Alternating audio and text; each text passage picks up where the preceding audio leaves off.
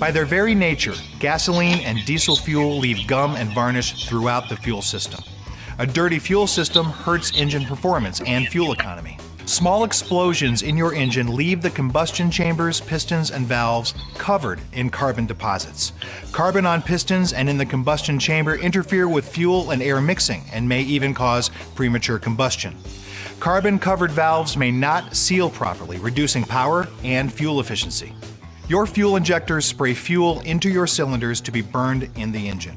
The tip of the injector is designed to spray the fuel in a precise pattern.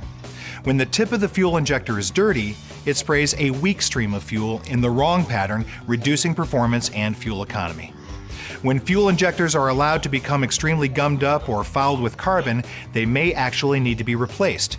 No fuel injector is cheap, and some of the new ultra-high pressure injectors in GDI and diesel engines are very expensive. Replacing them is a major purchase. A professional fuel system cleaning involves high-performance cleaners and special pressurized tools, along with some old-fashioned scrubbing of the air induction system. Modern GDI engines require a special cleaning process with the correct tools. This is not a do-it-yourself, pour a bottle in the tank kind of job.